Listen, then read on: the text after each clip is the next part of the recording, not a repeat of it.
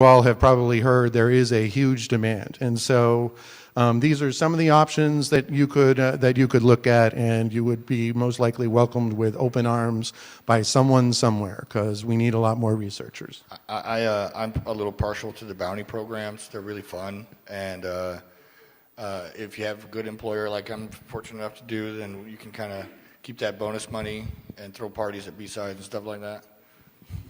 Cheers. So, yeah, let's do the next one, huh? These next couple slides is really kind of a little bit more of a disclaimer than normal in terms of our opinion, but based on our personal experiences, and I've actually done some vulnerability research myself, it was a while ago, but based on our personal experiences and interacting with other researchers, there are a number of personality traits that generally seem to be useful for longer-term success within vulnerability research. So, for example, a willingness to work independently, a willingness to learn, being very critical thinking. You always have to be more or less questioning your own assumptions.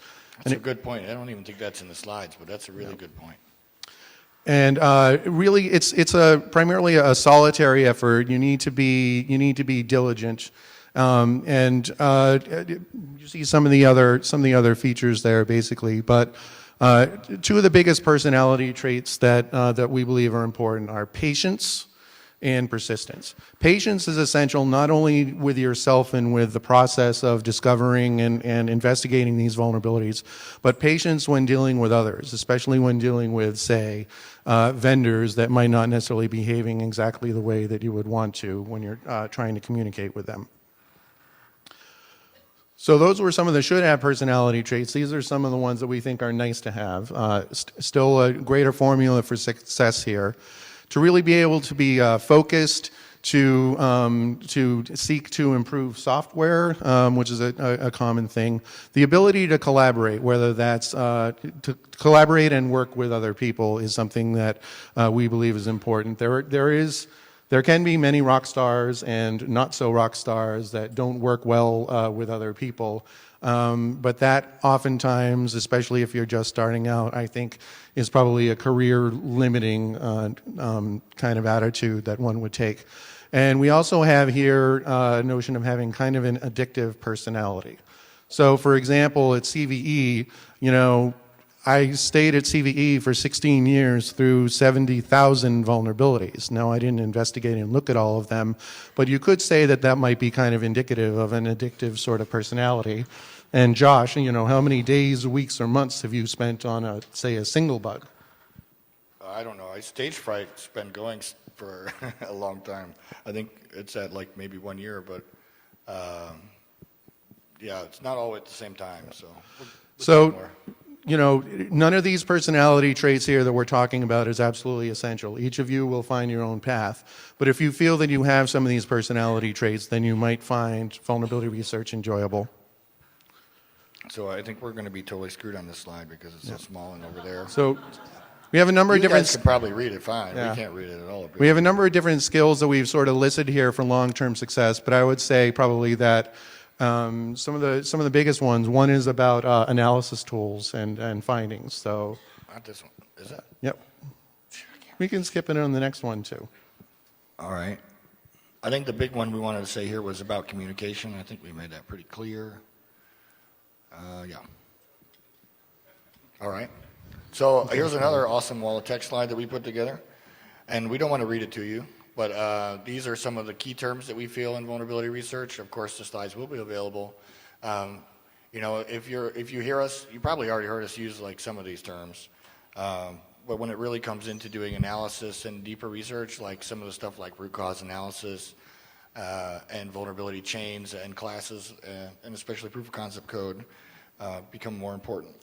I think one of the key terms here that I guess we touch on it a little bit later as well, though, is the notion of root cause analysis. This is where diligence and critical thinking comes into play. You might discover something that's like a symptom of a problem, and it's really when you become tenacious and dig deeper and deeper into it to find out what's really causing the problem in the first place, where you may find some significant success.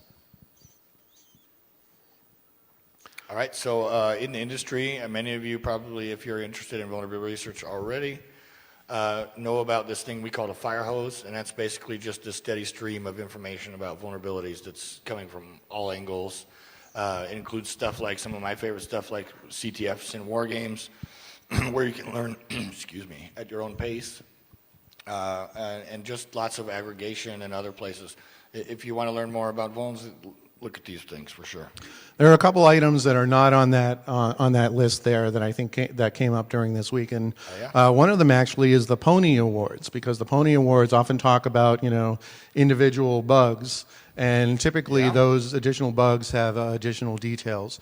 And then another area is bug bounty programs, which can help you to learn and interact with others. Right. Yeah. Actually, by a show of hands, how many people are in or have participated in bug bounty programs and gotten some kind of reward? Why is it? Wow. Say it better not be too much more than how many people have CVEs. Yeah. Okay, moving on. But I guess there is that rule about CVEs and websites, right? So, wow. I'm going to bend over and stare really tinily at it. So selecting your target, there's a lot of choices if you want to find bugs somewhere. This is kind of on the vulnerability discovery side. You can go deep or you can go broad, and what we mean by that is you can pick one particular type of vulnerability or something and go look at every software you can find to see if it's vulnerable, or you could pick one particular software and just drill down until you find something. There is a lot of software that has more or less low-hanging fruit, and if you want to expand on that a little. I will. I don't know if it's on this slide or the next one.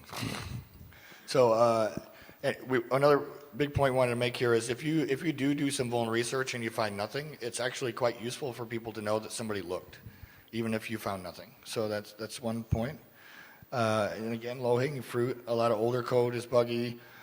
Complex or overly complex stuff is very interesting to look at, although a lot of times you just get lost in it, just like the developer did.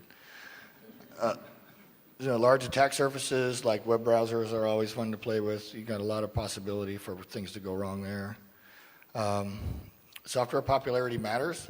So if you're going to try to become super famous and you want to go find some vuln in something, it's probably better to not pick a random personal website project off of SourceForge or something like that.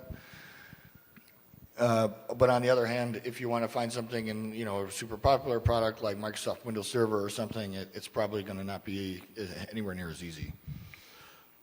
Not necessarily anywhere as easy because that software, the really popular software has already been pounded on by many people, by elite researchers and so on. And so the lower hanging fruit, the kind of software that doesn't necessarily have any vulnerability history at all, or that no one's really looked at before, that's often an area where you can find some success very quickly. Yeah. I don't know if it, yeah. So one thing I like to do sometimes when I get super stuck is to go and pick on somebody lame. I think this is kind of popular in the VR industry where we just need that redemption. We need to feel good about ourselves again. But the problem with that is, a good example is like OpenOffice or something. It's pretty easy to fuzz that, and it's full of bugs, and nobody really cares about them too much. And so you can go find bugs there, but then you deal with the secondary problem is nobody caring too much. So brand new emerging technologies is always a great place to look. Many people in vuln research like to wait until a thing becomes very popular, and therefore when things are emerging, nobody's really paying attention. I think we can say that about IPv6. I think there's like maybe a handful of IPv6 researchers around, even though that's sort of slowly becoming a norm. Let's see, mobile and IoT are definitely guilty of this because as they tried to hurry up and get to market really fast, they didn't invest in security. And well, we're hoping we don't repeat that mistake with IoT, but we'll see.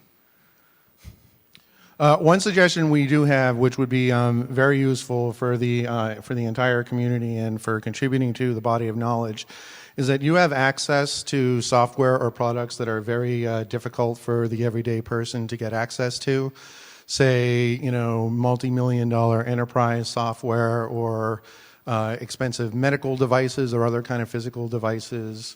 Those aren't things that just everybody can go and grab and look at. So not only might you have some good chances of success in finding vulnerabilities in those kind of products, not a lot of people have access. Who knows how to do that, like magnifying glass thing on OS X? Anyone? Nobody? You want coffee or something? All right. Well, I'll just stare at it really small again. So you got that one. So something that I've seen a lot, and that Steve kind of like coined a term here on this pig pile effect. It's pretty interesting. That's one way to select your target. You see people beating up on something through advisories getting published, and you're like, well, hey, maybe I feel like there might be more there. I should go take a look there and maybe do some follow-on work. I encourage the community with this one on stage right heavily. I think it's good to have more people looking. So tools and techniques. There's kind of like these two main ones that are really kind of high level: design review and threat modeling. These are, I think, really important for anyone who's developing software to have this as part of like the cycle of figuring out how to stay secure, or how to basically stop having alarm bells ringing all the time. Dynamic versus static analysis is very important to differentiate depending on what kind of stuff you're going to do. Like on the malware side, static analysis is a lot more popular. With vulnerability research, a lot of more dynamic analysis it seems to be more popular. But I think the real power here is when you have both together. One of my personal bug hunting processes is to start writing a fuzzer and then just let it run while I read the code. And as soon as I learn something more about the code that will help the fuzzer be good, then I'll add it to the fuzzer. And I'll just keep doing that back and forth. So code auditing and some of these other automated tools, like static code analyzers, they're great, but a lot of times they have false positives or they have other issues. And so it's just important to be aware of the trade-offs of kind of all of the tools and techniques when you start getting into them. I really think that a tool in this industry is the embodiment of a technique someone developed to a large degree. Yep, and I agree with that. And while we have a number of tools and techniques listed here, that doesn't mean that you have to know all of them and be expert in all of them in order to find any kind of success. This is part of your path. But we do recommend, I would say, to at least investigate and look into each of these. Everyone kind of has their own sort of favorite techniques that they like to do. This one's you, man. So as the field becomes a little bit more mature and ties in, obviously, with vulnerability management overall, there's a number of different relevant standards that you should familiarize yourself with and utilize wherever you can. One of the main ones is the Common Identification Scheme for Vulnerabilities called CVE. And for those of you who've had certain questions about CVE, especially in the last year or so, with concerns about coverage and what MITRE is doing. While I did leave CVE last year, I'm still at MITRE, and we do have one of my colleagues here who is carrying the torch, as it were, and would love to talk to you. And so I want him to stand up here. That's Dan. He will be... Hey, Stan. Good. We need to talk, buddy. So he will be available, and he would love to talk to you. Not all of you at once, but a few at a time. Another effort is the common weakness enumeration. This is when you have these different vulnerabilities in different products. Well, it turns out that programmers make the same mistakes, and many different programmers make the same mistakes. And so CWE is effectively a classification scheme for how programmers wind up making these kinds of mistakes. It's useful in two different ways. One, as sort of a common identifier for characterizing what the mistake is that you found, but it also winds up being very useful